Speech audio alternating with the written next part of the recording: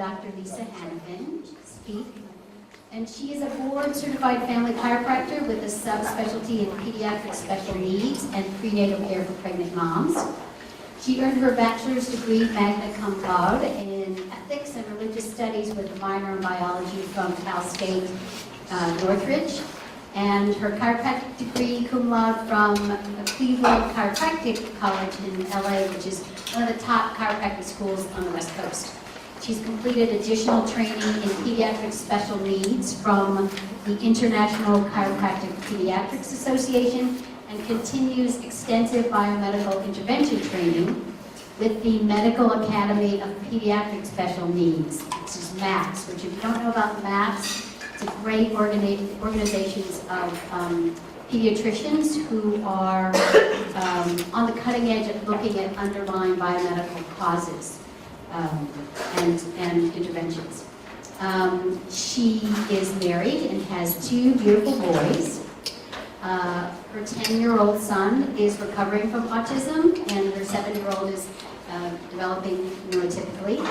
And she was personally mentored in biomedical intervention, particularly in relation to autism, yes, with Dr. Jacqueline McCandless, one of the initial trailblazers in biomedical intervention for neurological developmental delays and conditions. And she's been a practicing chiropractor for 16 years and been involved with biomed for the last 7 years. So we're so excited that she's here with us today. And, thank you so much.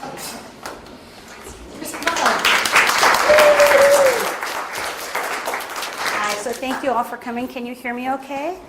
Outstanding. All right, so I want you to imagine, if you will, waking up with the flu and a hangover. And you haven't pooped for 5 days. Or maybe you've had diarrhea for a week. Now imagine having to go to work or school like that and being asked to attend, to learn, to stay still. This is how most kids on the spectrum and with other A to Z labels are functioning on a daily basis. They're not well. So they're like that day in and day out. I think that picture sort of represents like what they might feel like. I want to talk a little bit about conventional versus biomedical treatment and my personal philosophy.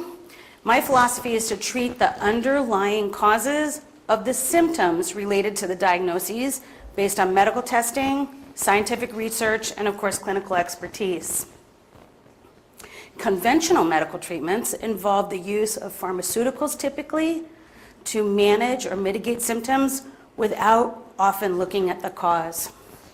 And the example I'd like to give you is a child engaging in self-abusive behavior. Could be biting, could be head banging. The conventional approach, again, is to just manage that with pharmaceuticals, typically sedatives, to calm the child down. They're like, oh, they have an excess of this chemical in their brain. Let's give them this drug that's going to interact and cause a decrease in this chemical so the child will calm down.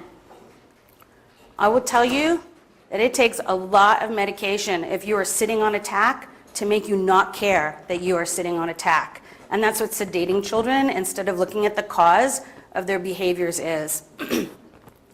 So biomedical or a chiropractic approach focuses on finding and treating the cause of the symptoms, as I said.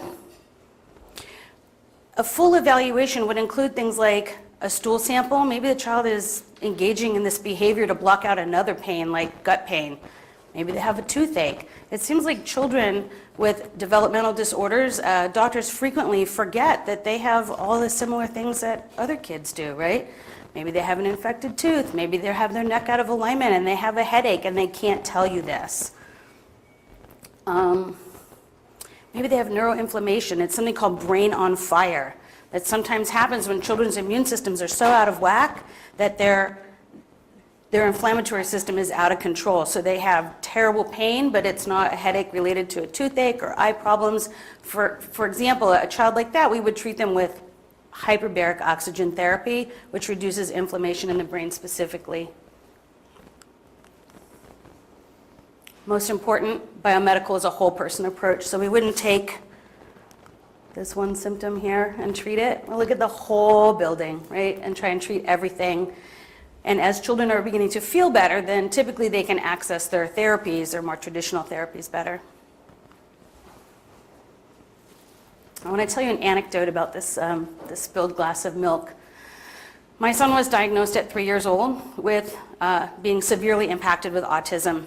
If he were here today, he would tell you that he has autism and it is his superpower. He is able to talk, he's quite functional, but in the beginning he didn't even speak. He was 4 years old and he wasn't talking. He could read out loud, but he didn't know how to talk or answer questions. So a week after removing dairy from his diet, he said his first full sentence, which was, "Oops, I dropped a Cheerio." We almost fell over, because he'd never spoken to us in a meaningful manner. 3 years later, after extensive biomedical intervention, he expressed a complex emotional thought. He spilled a glass of milk, rice milk, because we don't do dairy, and he said, "Oh, I'm so embarrassed." I'm like, "It's okay, sweetheart." I took him to his room to change him. He's like, "I can't believe that. I am so embarrassed." That is a complex emotional expression, and at that point we really felt very certain that he was indeed healing and recovering and would be able to be an independent, functional member of society. So I want to tell you that biomedical therapy can help improve the efficacy of the other therapies that your children may be attending to. It's not a cure for autism or ADD or OCD or PDD or all of those alphabet of diagnoses. However, it does treat the underlying metabolic and physiologic challenges that these children are experiencing. And it doesn't help every child, but it has helped thousands of children get better. Treatment order. There is an order to the treatment. It's not the same for every child. So what we try to do is assess the child, and as we begin to treat, to look for changes, either positive or negative. The key point is to always observe behavioral changes and do repeat testing whenever possible. These are the 3 R's of biomedical intervention. We're going to remove the bad stuff, replenish what we're missing, and then repair the system. So this here is a picture of a cell. I don't know how many of you are familiar with this kind of a picture, but healthy cell here on the left. Nutrients come in, wastes go out. That's like the majority of the function. It's energy production. We're alkali, we're hydrated, we're nourished. It keeps us growing, keeps us alive. Most kids with these kinds of developmental delays or physiologic problems have unhealthy cells. So they might be eating, but they're not getting any nutrients in. Or they're getting all their nutrients in, but they're unable to eliminate the waste product. Not only just because they're constipated, but even on a cellular level. So over time they get less oxygen, they become fatigued. They could even die. I love this slide. Kids run better on carrots than they do on candy bars, right? If you don't take anything else away from this, this is it. Kids run better on carrots and candy bars. You wouldn't put water in your gas tank. We shouldn't be putting junk in our kids' bodies.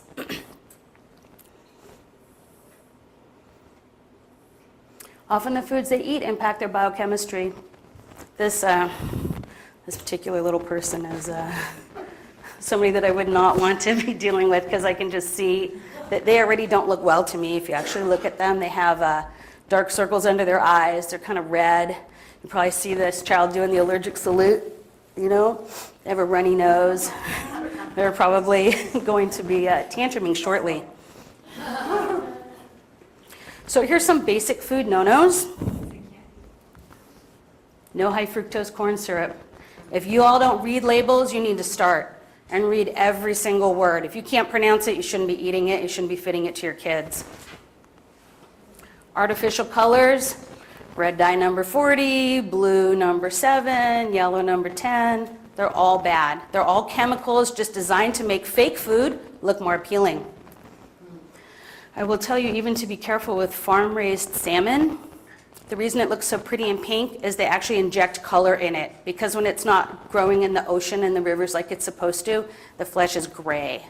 So when you're eating farm-raised salmon, you're eating artificial colors. Artificial flavors, of course, are really bad. Sweeteners. Do you all know about artificial sweeteners? No Diet Coke, no Diet Pepsi, no Yoplait Light, no even Juicy Fruit these days. They all have fake sugars in them. They come by many names. Aspartame, Splenda is a new one. Sucralose, that's where they take hydrogen molecules and add it onto a sugar. So your body doesn't quite know it's sugar, but those extra chemicals aren't good for you. Aspartame, when it breaks down in your body, has 3 metabolites, one of which is a brain stimulant, and it will excite the brain cells to death.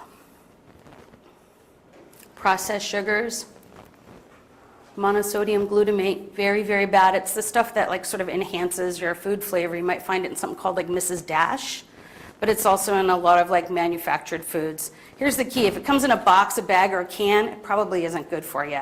So if you think about like cooking like your grandma probably did, not pre-made foods, that's really the safest way to go. And glutamate here, that's an excitotoxin for the brain.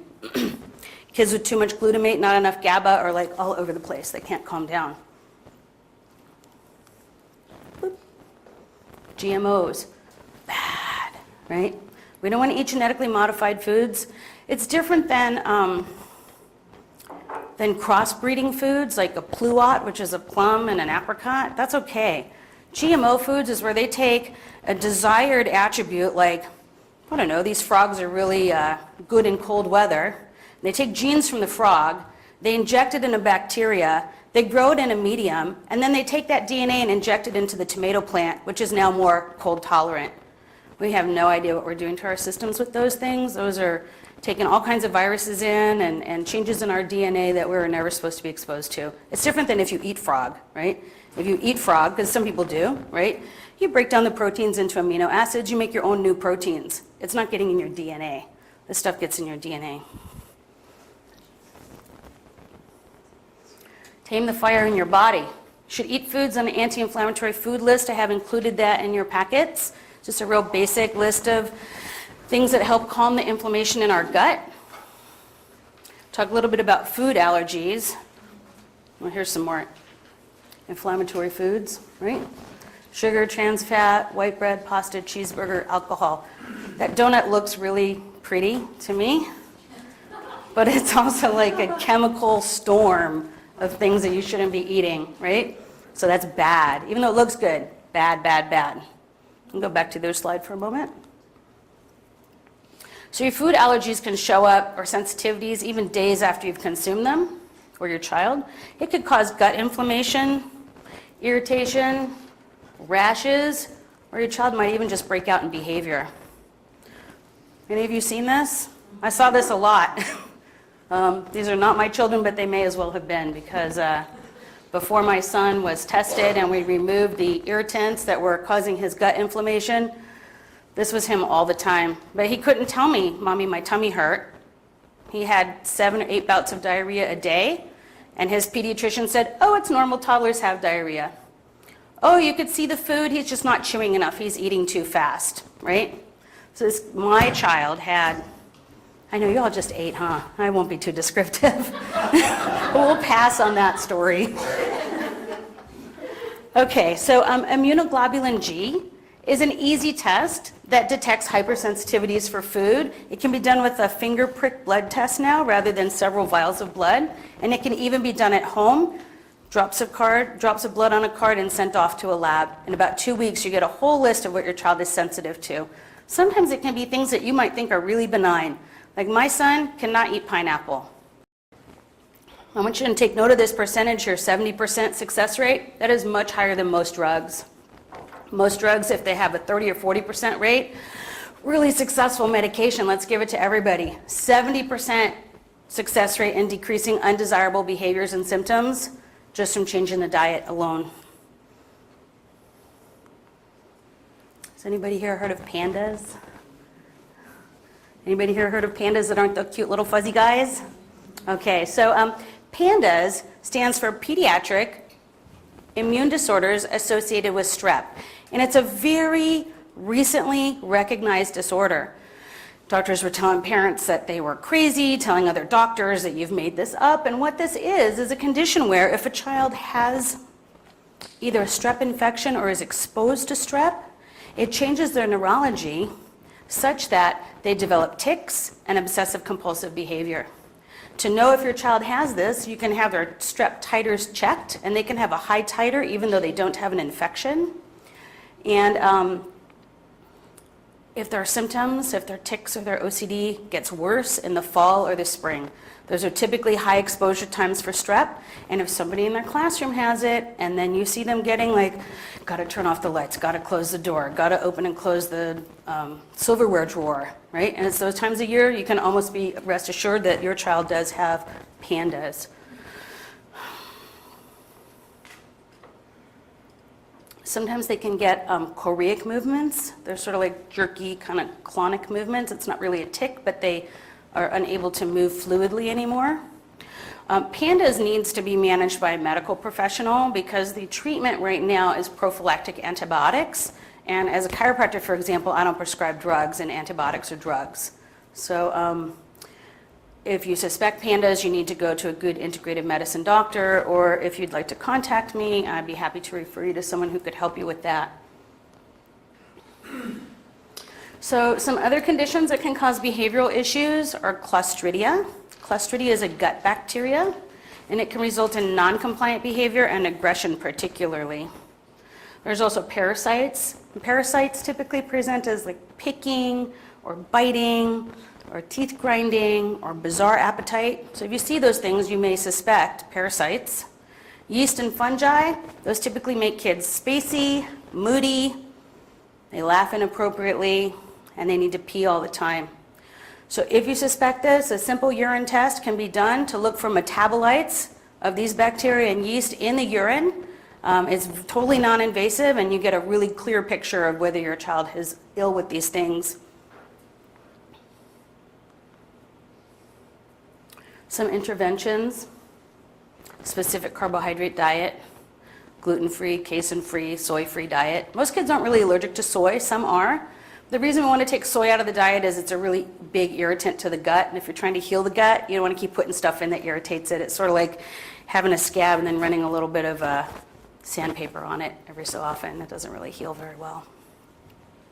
There's a diet called the Feingold diet, which many people start with, body ecology diet. Might be wondering why do I have a castle up, right? This castle has to do with biofilm. Biofilm is the castle that yeast builds around itself in your gut. It's a matrix of mucus and minerals, and it makes yeast very, very hard to treat because your body doesn't see it has yeast. It just sees like, oh, I have mucus in my gut, and it protects the yeast colony against antifungals that come through. They just sort of slide right over it. There are special biofilm protocols. And important to note that when your yeast are dying off, your child can appear very, very ill. It doesn't mean that you're making them sick.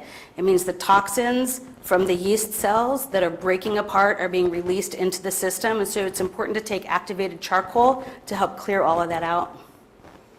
Usually die-off happens about 2 weeks into a yeast protocol.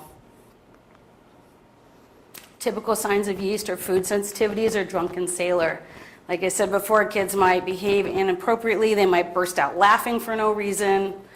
Yeast produces alcohol, right? Think of how you might behave if you're really drunk, right? The other thing is the morphine-like substances that get into a child's bloodstream when they have an inflamed gut. So let's say they're not sensitive on an IgG test to gluten or dairy, but their gut is inflamed. So those proteins from wheat or dairy are passing through the gut into the bloodstream, cross the blood-brain barrier, and the kids get high. So if you see your kids have some crackers and then they're like, they're just like laid back on the couch, or they have a glass of milk and they're really stoned, you can rest assured that they have an inflamed gut, even without a test. This is a little boy struggling with malnutrition. And not because his parents don't feed him right? He looks pregnant. Almost like the children that you see in Africa who don't have food. So what happens is their gut gets bloated, and typically they have really skinny arms and legs. This is like hallmark appearance of a child that is got gut issues. They're not able to break down their foods into amino acids to make proteins that they need, and everything that's going in is, either stuck in there or coming out before they can turn it into something useful. Bugs. A lot of our kids struggle with viruses. And I want to say, like, a lot of this presentation is about autism, but these comorbid medical conditions run the gamut of all kinds of different developmental delays. It's not just autism. We see it all the time in all the others, OCD, PDD, Tourette's. They all seem to improve with the same sort of intervention. So viruses like cold sores, HHV6, which is roseola, that's a typical childhood illness, like there are 5 that little kids get. 80% of kids, you don't even see a symptom. 20% they get a fever, a rash on their gut. They're okay in a day or two, right? But many children, those infections are in their system and they don't have any more outward symptoms. So you need to do a viral panel to test for that. Even if you see warts on your child's skin, warts are viruses. So that's another key, that the immune system isn't doing what it's supposed to because you have a viral infection. I want to tell you, I personally don't advocate vaccines, but I don't tell people not to do it. If you are going to vaccinate your child, please wait until they're 3 years old. And please don't do multiples at one time. And please never, ever, ever let a doctor vaccinate a child that's sick or just coming off of being sick, because that is a recipe for disaster. No live viral vaccines, please, ever. These are some interventions for viral infection. The top row is the non-pharmacological. So vitamin A, olive leaf extract, monolaurin, those help with the immune system and the digestive tract. Did you know that almost 80% of your immune system lives in your gut? It's not in your lymph nodes here where your tonsils are, it's in your gut. So when your gut isn't healthy, your immune system isn't healthy. I know I said the title of this is non-pharmaceutical intervention, but again, sometimes we do need to resort to pharmaceuticals. And the ones that are really good for viruses are Valtrex, which is readily available in like CVS or Rite Aid, but you want to get it from a compounding pharmacy, because if you get it from CVS, it's going to be coated in blue, right? You don't want to be putting those food colors back in your kids. Acyclovir, ganciclovir, and low-dose naltrexone cream. Dr. McCandless, who personally was my son's doctor and the one who encouraged me to do biomedical training, may she rest in peace, she recently passed away, did 2 big studies in Africa on children with AIDS. And she used low-dose naltrexone cream on these children, put it on them at night, and their immune systems improved to the point where their AIDS symptoms went away. They still had HIV, but they didn't have AIDS anymore. So this is what we call an immunogen. So if your immune system is hypervigilant, calms it down to where it's supposed to be. If it's really sluggish, it brings it up to where it's supposed to be. Where do you get that? From a medical doctor. You would need to go to either what we call a DAN doctor or a MAPS doctor, because if you go to Kaiser or your Blue Shield doctor, they're going to look at you like you're a loopy. What do you want? Why do you want that, right? These are kind of out-of-the-box treatments. To get toxins out of your child's body, I recommend the following. These are metals, right? We want to pull all the toxic metals. So we can do chelation to remove heavy metals. That can be done via IV in a doctor's office, transdermal or oral glutathione, or foods like cilantro, which you can throw in a smoothie. Maybe your kid won't notice it, or chlorella. We also want to make sure that we eliminate exposures to toxins that children often have either in cleaning products at home, paint. Some kids with pica will eat paint. You'll find them picking the paint, eating the chips. And they get really high lead exposure. I think 10 parts per million is considered toxic in the medical community for lead. I will tell you, if your kid comes back with a lead over 2, they need to be chelated.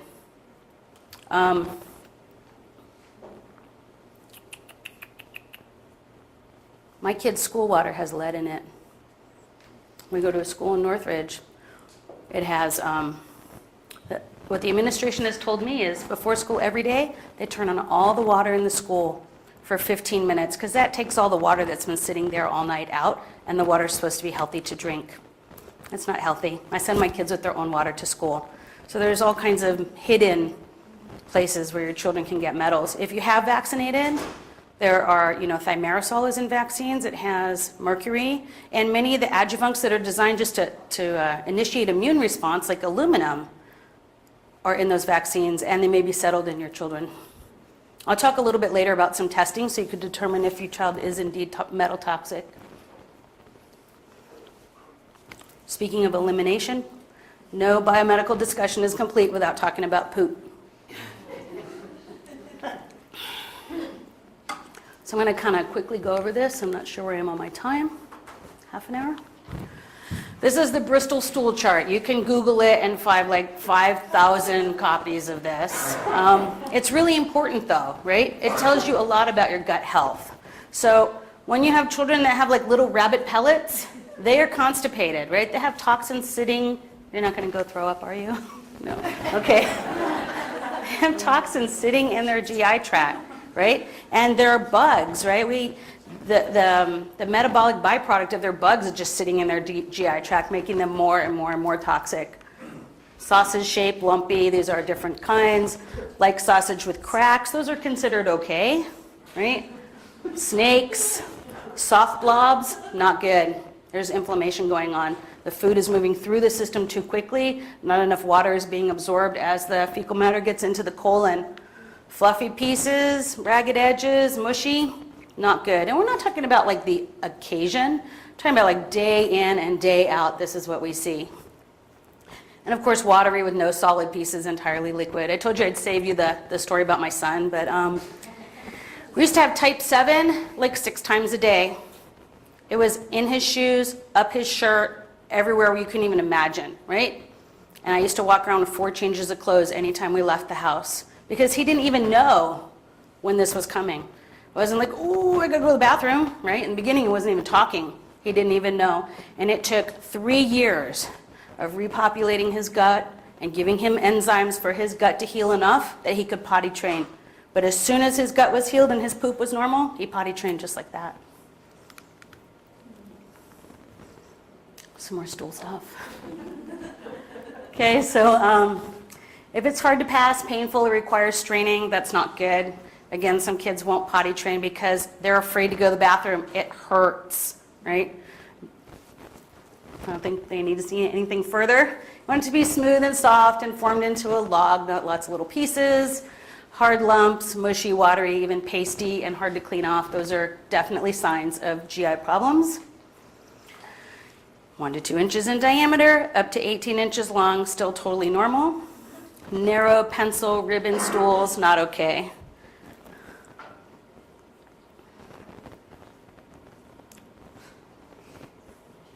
I don't know, do you all want me to read these to you?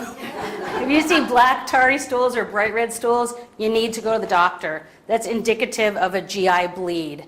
If they're black and tarry, there's a bleed higher up in the system. If they're bright red, there's a bleed lower down. It could be a fissure. It could just be that they've been straining so long that now they have hemorrhoids, which you wouldn't want to see in children, but we do see that all the time. Quiet, gentle dive into the toilet, right? If it's noisy, if it's splashy, if it's gassy, it's not okay.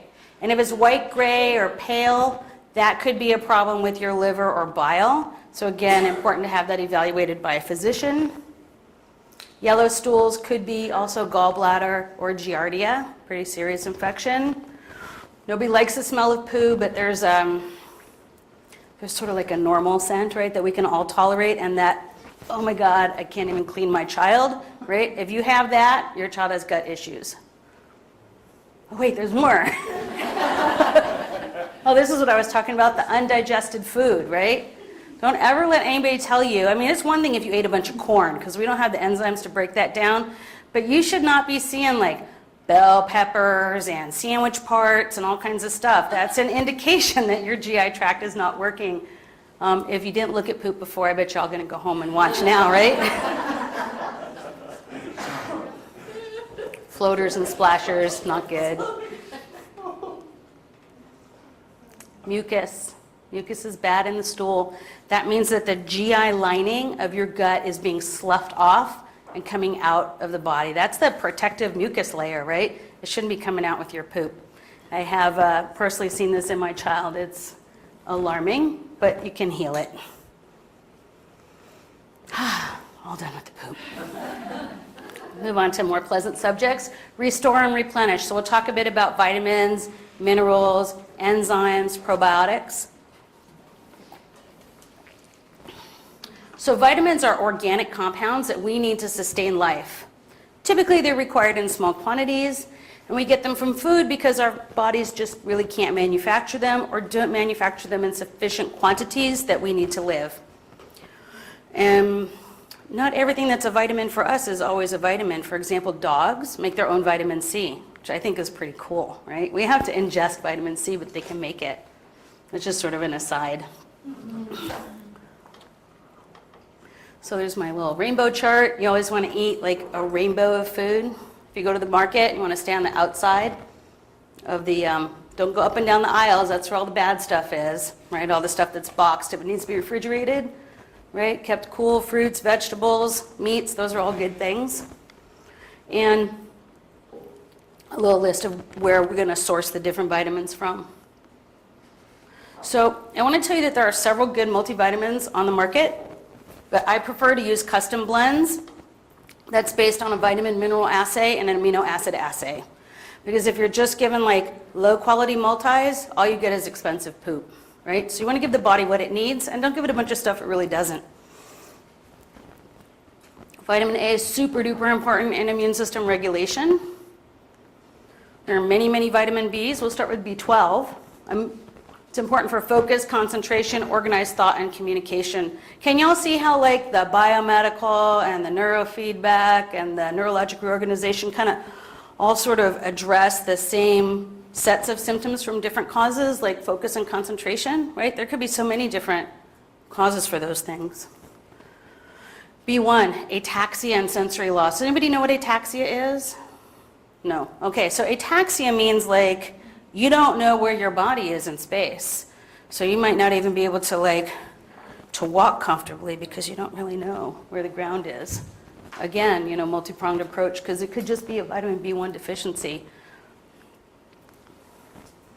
Photophobia, that means being fearful or very sensitive to bright light, and mouth fissures. That's where you see the cracks on the side of the mouth. And if you've ever had those, you're deficient in vitamin B2, also known as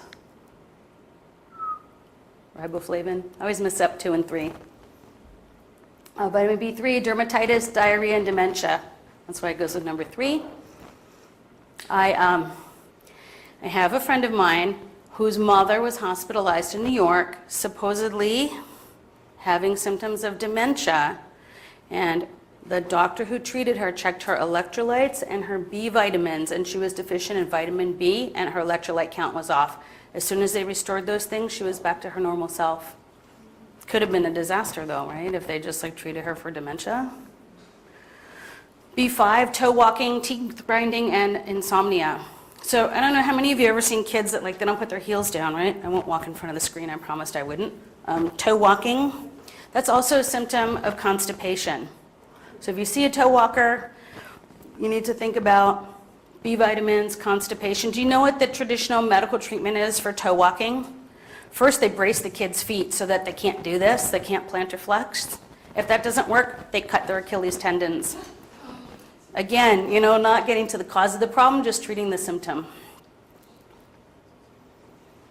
Vitamin B6, tantrums, sensory immune function. It's needed to convert that excitatory neurotransmitter glutamate, remember we talked about monosodium glutamate, into GABA. GABA is the inhibitory neurotransmitter. Neurotransmitter means brain chemical and helps you be calm. Vitamin C, important antioxidant for healing connective tissue and brain chemical functions. Vitamin D, very important anti-inflammatory, important for calcium absorption, thyroid function, and it's now known that it is super important for immune system function. When I went to school, I told you 25 micrograms of vitamin D, IUs, was the appropriate RDA. Now we know that you can take 10 or 20,000 a day, especially if you're sick or fighting something. It's very important for immune function. Vitamin E is an antioxidant. It prevents lipid peroxidation. Lipid is a fancy word for fat. However, do you remember that picture of the cell in the beginning? The surface of our cells are made from lipids. It's called a phospholipid bilayer. So there's two layers of fat, right? So if your lipid is oxidized, it's like it's gotten rancid, right? So that makes your cell walls fragile and unable to absorb or excrete toxins, right? Vitamin E really important for cell health. I'm sure, have you all heard about it's really important antioxidant? That's why. Folic acid, the bioavailable form is called folinic acid, and it's important for growth and brain development and methionine metabolism. We'll talk a little bit later about methionine. There are a fair number of children on the autism spectrum and with other developmental delays who have a genetic challenge where they are unable to absorb folic acid. Folic acid is it's called folate. People normally used to the word folate. It's what they enrich cereals and breads with in the hopes that if you should happen to get pregnant and not know and not be on prenatals, that at least you're getting some folic acid in, because it's so important for brain development that if you're missing it during the first 3 weeks of development, you can be born with no brain. Minerals. So minerals are different than vitamins, right? Because they're more like metals. We don't manufacture any minerals. We must take them all in. So zinc, I'm not at zinc. There we go. Zinc is really important in over 200 enzyme reactions in the body. And deficiency in zinc, you can find language delays, pica, and mouth sores. Do you all know what pica is? Yes? Anybody who doesn't know what pica is? Does not know. Okay, so I'll explain what it is for those of you who raised your hands. Pica is when the child is compelled to eat non-food items. So they might want to eat sponges or rocks or paint, right? Things that are non-food items. Typically, those kids will have like a little stash of that stuff like under their mattress. It's almost always a zinc deficiency. Quickest way you can identify that at home in your own children, look at their nails. They have little white spots on their nails, on several nails, almost for sure they're deficient in zinc. In adults, it's harder to tell because most of us wear nail polish. But next time your polish is off, take a look. So it's not like the single white spot, like if you damaged or bumped your finger on something. It's several spots on several nails. Magnesium, important in over 300 reactions. Excuse me.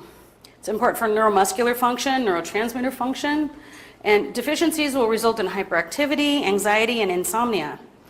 You can get magnesium into your system very easily with Epsom salt baths, and it's cheap, right? Any pharmacy, Epsom salt, 2 to 3 times a week. Also good to help eliminate toxins. Calcium, really important for cell-brain permeability. That means how the cells, how available the cells are to take things in and push things out. Muscle and nerve function deficiencies is rigidity, teeth grinding, and poor sleep. Selenium is important for redox reactions. It's a natural chelator, so it helps get the metals out. Antioxidants, again, important for immune function and for our cells to not be fragile. And iron, of course, is for oxygen transport. Deficiency leads to anemia and fatigue. Oh, there it is. So I want to move on to amino acids. Amino acids are what we call the building blocks of life. That's like the pathognomonic that you learn in school when you're in a biochemistry class. Building blocks of life. So when you ingest a protein, your enzymes break it down. It breaks it down into amino acids like Legos, right? You can reassemble them into other proteins. Unfortunately, if you're deficient in enzymes, you can't break your proteins down. So a really important amino acid is tryptophan, popular in turkey. People know that if they eat turkey, they feel tired. So deficiencies in tryptophan often result in sleep disorders, OCD, and mood swings. The bioavailable form, and bioavailable means your body doesn't have to do something to it to make it useful. is L-tryptophan or 5-HTP. It's 5-hydroxytryptophan. So typically, children with some of these problems have challenges adding the chemical pieces on to amino acids that they need, like methyl groups. So important when you take amino acids that you take bioavailable forms so your body doesn't have to do extra work in order to use it. Melatonin is really important for sleep, and it's a good anti-inflammatory. Children who are unable to get to sleep or have frequent wakings often don't have enough melatonin. You can either give them melatonin, or you can give them the precursors to melatonin, which are that tryptophan that we talked about and tyrosine. So if you have a tryptophan and or a tyrosine deficiency, you can't make melatonin either. Carnitine. It's really important if you're a vegetarian or not consuming beef or pork. You cannot get carnitine, so you would have to supplement with it. It's really important for energy. If you have a lethargic child, think about carnitine.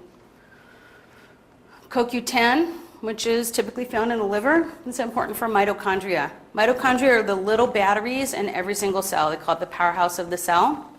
If your mitochondria are not functioning properly, you do not have energy to do things. So you would be like a sprinter, right? You can go, go, go, and then you crash, versus a marathon runner, right? Mitochondria help us be marathon runners.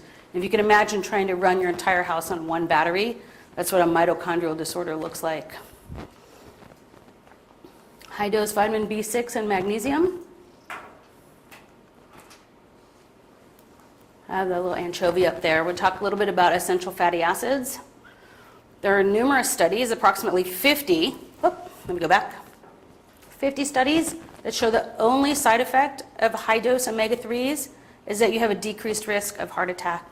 It's a really, really safe supplement to use. There are several studies that show for children that appear to have ADD or hyperactivity, if you give them high-dose fish oils, those symptoms diminish dramatically.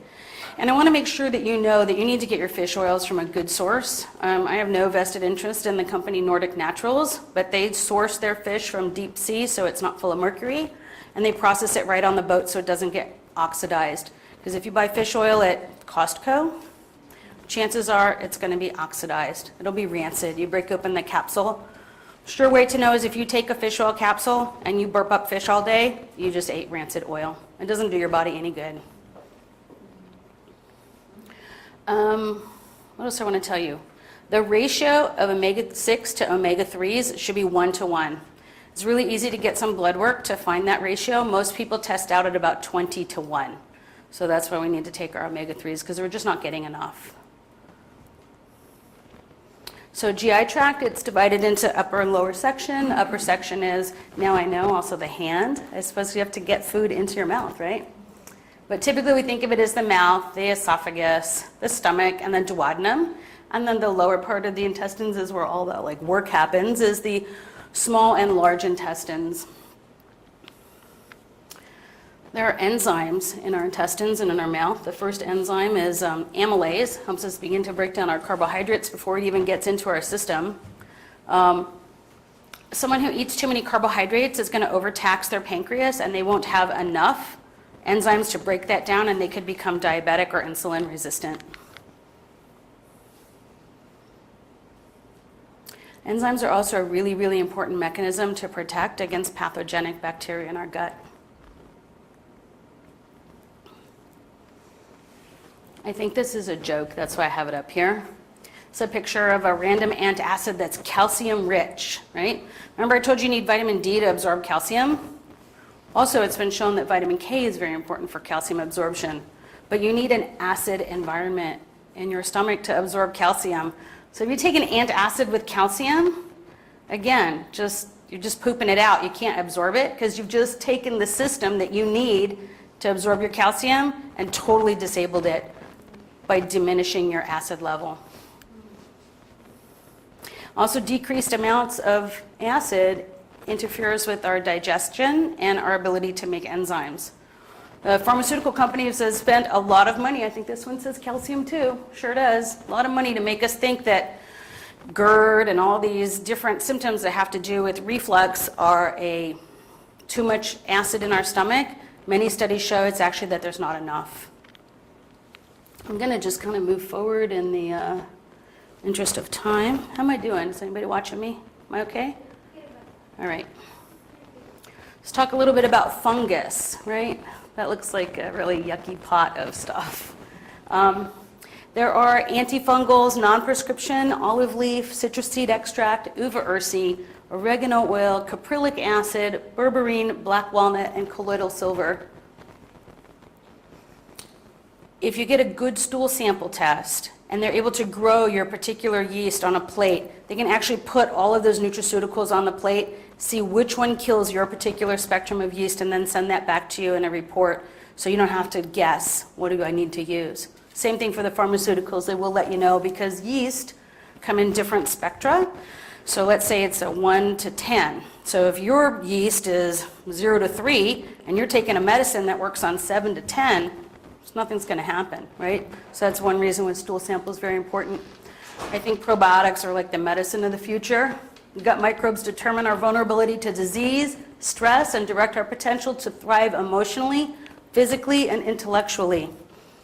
What does that mean? You know there's more bugs in our gut than there are cells in our whole body?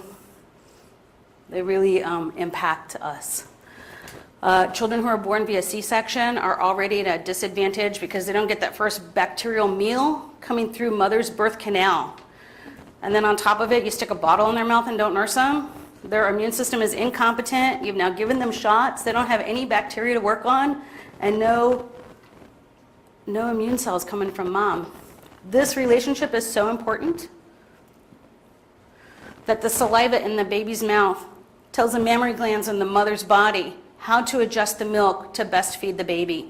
Does it need more carbohydrates? Does it need water? Do I need to increase the protein? It's remarkable, really important. Now, if anyone didn't nurse, don't feel bad. I mean, you do the best that you can with the information that you have, but one day we'll all have grandchildren and we'll encourage our grandchildren to be nursed.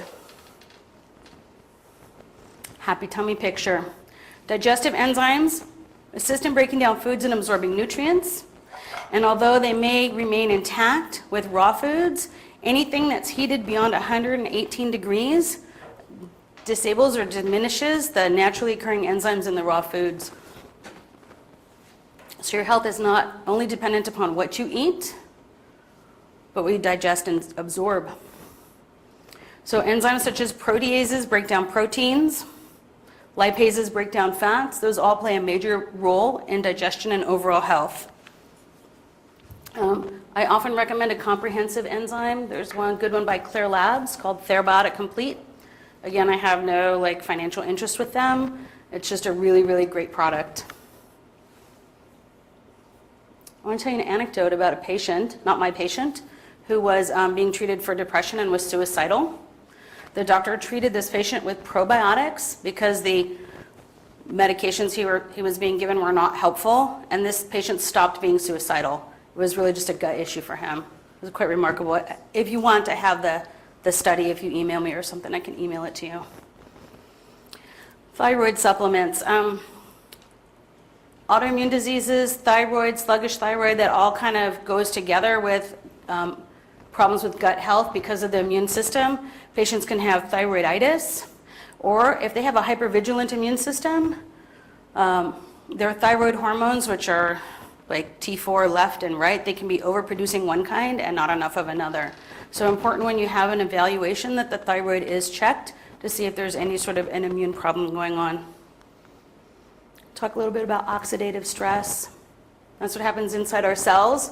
It can be caused by diet, medicine, inadequate intake of food, stress, lack of nutrition.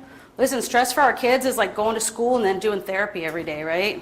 Most of our children, between their school and their therapies, work more than a 40-hour week. It's a lot of stress for a little person. The oxidative stress can lead to dysfunctional enzymes. We breathe oxygen, inflammation both in the intestines and the mucosal layers, and compromised metabolism in the form of methylation and sulfation, which I'm going to talk to you right now about. Did you know you're going to have biochemistry class? I'm going to keep this really simple. This is the pathway to make this really important antioxidant up here called glutathione. Glutathione is your body's garbage truck. So if your cells are working fine and you're taking all the toxins out, but you have no way to get it from inside your body, from the trash can into the trash truck, you're still going to be toxic. Many, many, many children on the spectrum and with other conditions have a deficiency in glutathione. One theory of why such a high association between inoculations and autism is because most doctors will tell the moms, give your kids some Tylenol before they come in so the shot won't hurt so much, and then give them some more later. Tylenol diminishes your body's ability to make glutathione for 30 days. So for 30 days you can't dump toxins, and you just shot a bunch of toxins in.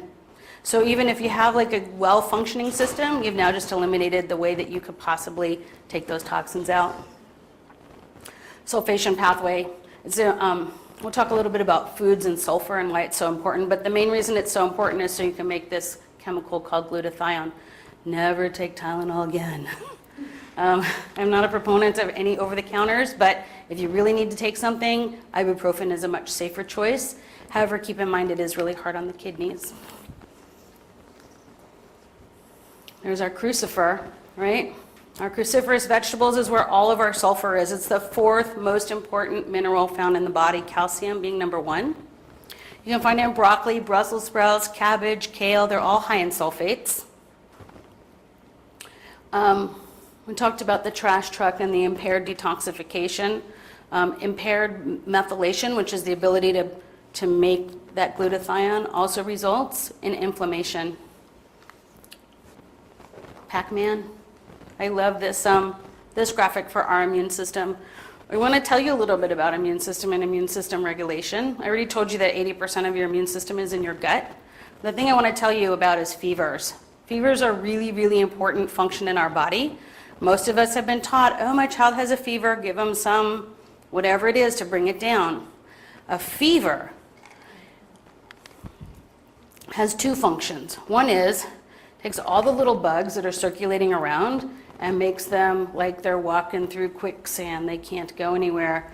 And the effect of your immune cells is that they become really available, right? So it's like Pac-Man, it's working really, really well. You eliminate that fever, boop, boop, boop, boop, game over, right? Your child may feel better in the short run, but they stay sicker for longer. So we talked about cleaning up the gut and dietary changes. Oh, I want to tell you about this supplement called Epicor. It's by Cardiovascular Research. Again, I have no financial interest. These are just really great products that you can get even without a doctor's prescription.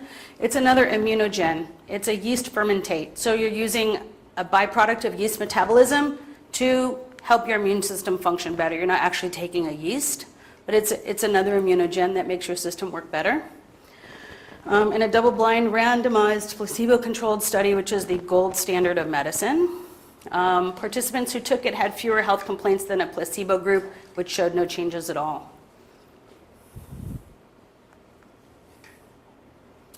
This is a really good book. You should write this down, Dissolving Illusions by Dr. Suzanne Humphries. It talks about our immune system function and about how you can be inoculated and not have what they call titers, which is evidence of antibodies in your system. So typically, then, technically, you're not immunized, even though you've had a vaccine. Also, you can have acquired an illness and have antibodies and be immunized without an inoculation. So it really makes you think about what is this immunization thing about. There's no studies, by the way, right now that show the safety and efficacy of giving children multiple inoculations in one visit.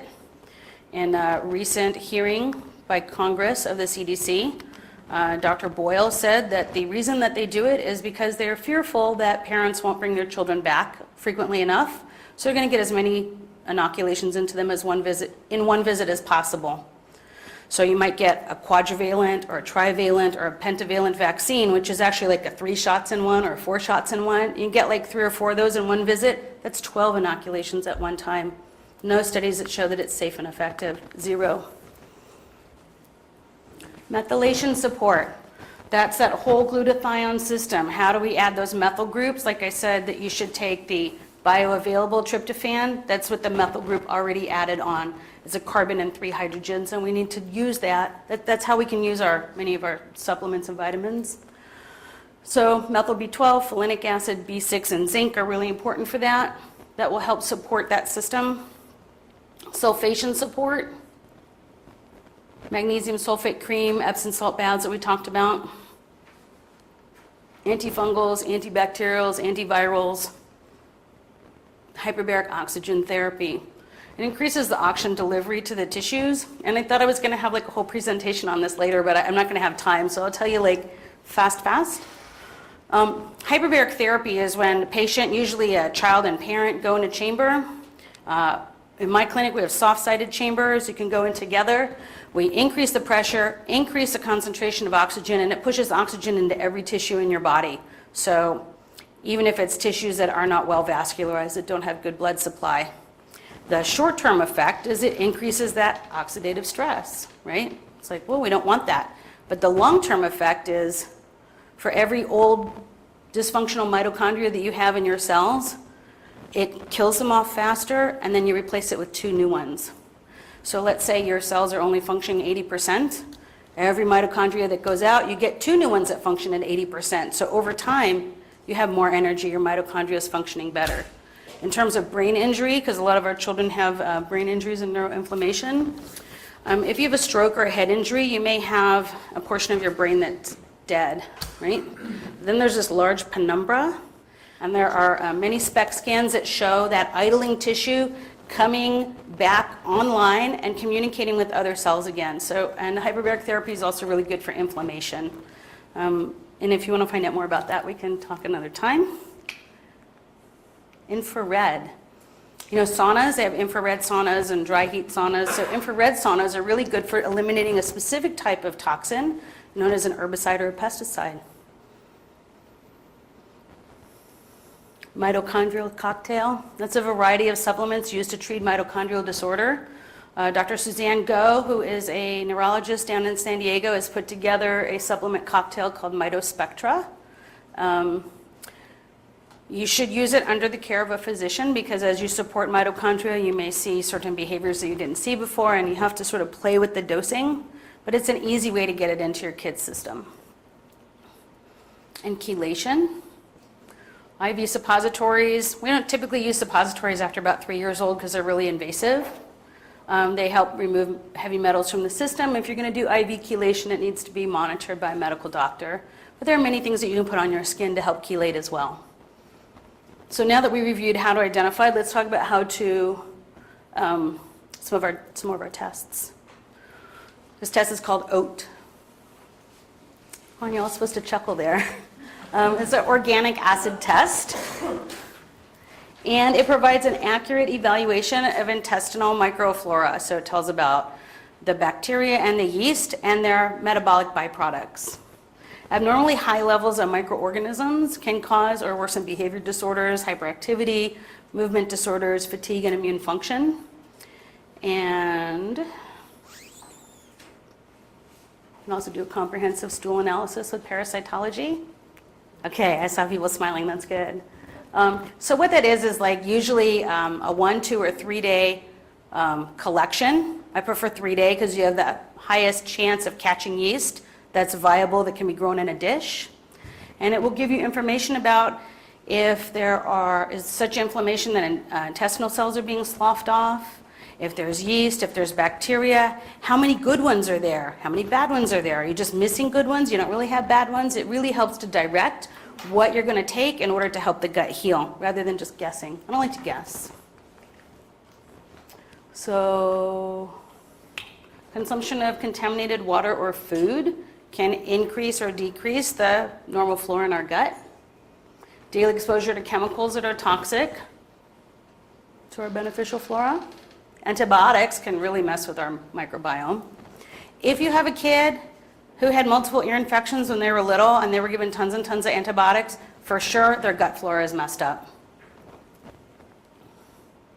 Oral contraceptives, typically, we don't have to worry about that in our young children community, but sometimes when our kids reach puberty, doctors will recommend that they go on oral contraceptives. and don't even think about how it's going to mess up their gut. Poor fiber intake, high stress levels. We talked about the school and the therapy of metabolic stress, oxidative stress, and low stomach acid. Remember we talked about how important that stomach acid is. A lot of the bugs in your gut will make metabolites that are really toxic to you, like peroxidizes and nitrates and phenols. This is a picture or a drawing of the lining of your gut. So there's little tiny fingers here that help move everything along. And then there are these junctions in between that are supposed to be what they call a tight junction. So only little amino acids come in, so you can make them into proteins later. When you have inflammation in your gut, these junctions become wider, and then large proteins pass into the bloodstream, thereby activating your immune system. And it's like, whoa, what's that? Is that a virus? Is that a bacteria? Because it's not used to seeing large proteins. Sometimes the body will start attacking itself from too much exposure to this. So you can supplement with probiotics, as I mentioned earlier, or foods like yogurt, kefir, miso, tempeh. They all contain strains of different lactobacilli, bifidobacter, enterococci, and of course just oral probiotics. Polyphenols in green tea and ginseng has been shown to increase the number of beneficial bacteria in our gut. This slide is, I can't even say this sometimes, hypochlorhydria. It means you don't have enough stomach acid. I think we talked a little bit about why that's important, so I'm going to just move forward. Things that you can do are take quercetin. It's a supplement readily available. Increase your vitamin C. Take curcumin, gamma-linoleic acid, omega-3 fatty acids, and aloe vera. All those things are really healing to the gut lining. Talk a little bit more about some tests. Urinary porphyrin test, it's a really easy test to do. It gives information about how metal toxic you are and which metals are causing the toxins. So if you could imagine that you have a connect the dots, right? So you have your 1 to 10 dots, and it goes from 1 to 2 to 3. Then there's like no 4, 5, 6, 7, but then there's 3A, 3B, 3C, 3D. Well, all those threes mean that 1 to 10 reaction is not going to completion. And there are specific chemical reactions in our body that are interrupted by specific metals. So they can look at those chemical reactions and see if they're going to completion or if they're not, and thereby identify which metal is toxic in the body. It's pretty cool.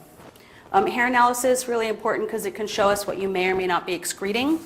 I'll tell you, if you live in the Los Angeles area and you do a hair analysis test, you will see high levels of uranium.